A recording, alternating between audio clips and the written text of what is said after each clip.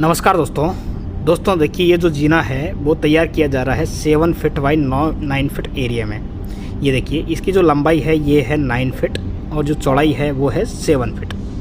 अब देखिए इसको किस टाइप से बनाया गया है। इसका जो राइज़र है वो है 7 इंच का और जो ट्रेड है वो है 10 इंच का।